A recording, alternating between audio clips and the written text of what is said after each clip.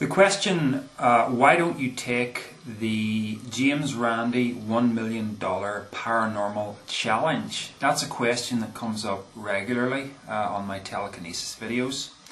And there are two types of people who ask me that question. One is the believer in telekinesis who believes I'm really in with a chance of winning the 1 million. The other is the skeptic who's asking the question with a note of disdain in his voice usually. First of all, what is the $1 million challenge? Most people are familiar with it, but I'll just explain it a little bit. The James Randi Educational Foundation, JREF for short, they have $1 million in safekeeping for anyone who can demonstrate under strict controlled test conditions any paranormal or occult power or ability. And I'm not sure how long the contest has been running, but I think it's many years now. And to date, no one has claimed the prize. And this is the one big thing that skeptics like to hold up as their ultimate credentials, that there's nothing strange in the world, that everything conforms to conventional physics. So anyway, let's deal squarely, without any sort of avoidance. Let's deal squarely with this question.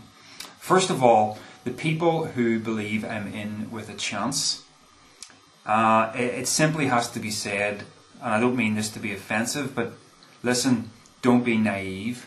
I don't believe that I'm in with any chance of winning that million, simply because many people before me have tried and failed. It's as simple as that. So it's a non-starter with me. But I am confronted with my ability to do what I can do, an ability which is more than likely shared by everyone on the planet, is merely undiscovered. I'm confronted with that, and then I'm confronted with the fact that JREF claims that these things are not possible and that they're all scams or self-delusions. So, over to the skeptic then, who holds up the JREF challenge as proof that psychic phenomena and psychic abilities are not real. Now, every time I see a skeptic throw that in my face, I think, you don't seem to realize what you're asking of me, and you don't seem to realize what you're actually doing yourself, because what you're really doing is you are expressing faith in the James Randi Educational Foundation. You're criticizing what I'm doing, which is essentially a science experiment. And your criticism is not based on a test that you have done and findings that you have made. Your criticism is based on your personal faith, your personal belief in the James Randi Educational Foundation. And you're asking me to take that at face value. Well, if you want to debunk something that I'm doing and tests that I'm doing, you've got to show a counter test. You can't just expect me to believe James Randi, can you? Any more than I would expect you to simply believe me. How is it even remotely scientific to defer to a man or organisation? Because I don't see you doing any tests. It's me who's doing all the tests. Now, just to reinforce what I'm actually saying, what is the James Randi Educational Foundation?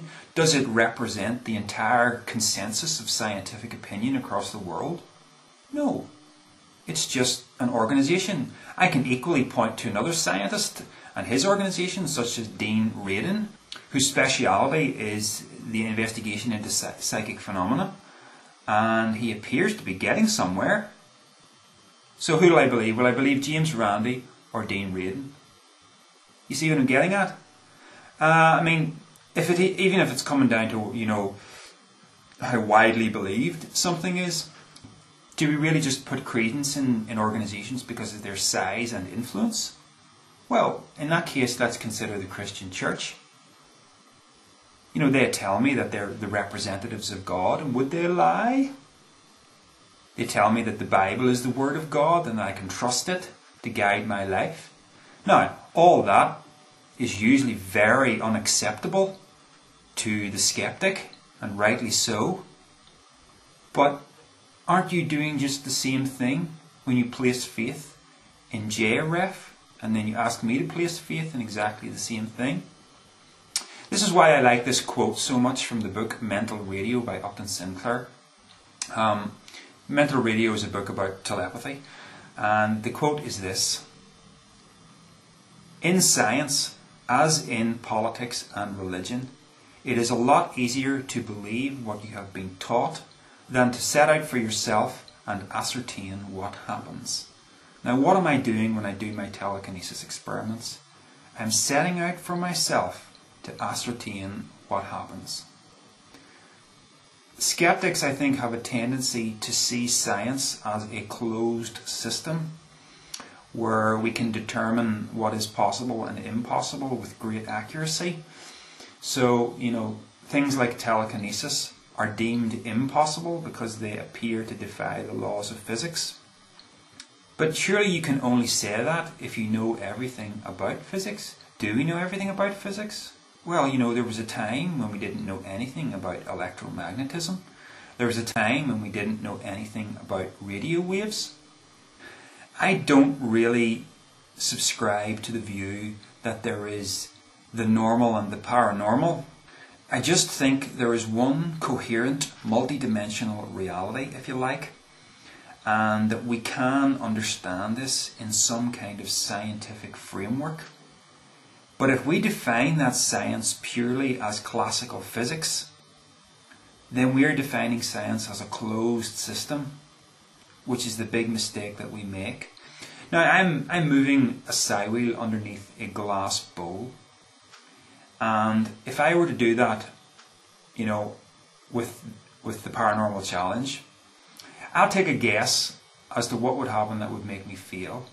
I would say quite possibly the organisation might insist on criteria such as turning the glass bowl into a vacuum chamber. Now, since I don't really know how telekinesis works, quite probably doing that might make it fail. Right? So, what would happen then under the contest guidelines was they would strike that off as a failure, and I would get on my plane and go home. But in a real science experiment, what you would really do is you would do it under the conditions where there is air in the glass, and if I was able to make it move, then you would have to ask the question, well, why does it move under these conditions? What are the forces in play? Because we still can't understand it. Because, in my, experiments, I have ruled out things like convection and drafts and static electricity. So what is it? In a real science experiment, you would be interested in finding out the answer. But that is not the way the paranormal challenge works. The paranormal challenge works by setting something, having a prize that you must reach for and making it almost unreachable. That's not a science experiment. It's a contest with a prize. If a real scientist came along to me and said, look, I find what you're doing really interesting and I want to get to the bottom of this, and can we do experiments with you? I would jump at the chance. But a contest with a prize that's really designed for failure, and where little anomalies that you might be able to show don't get examined, but they just get brushed away and you either get a pass or a fail mark. That's not a science experiment. It's a contest, just like a game show. I don't expect for a second that people should just believe what I say.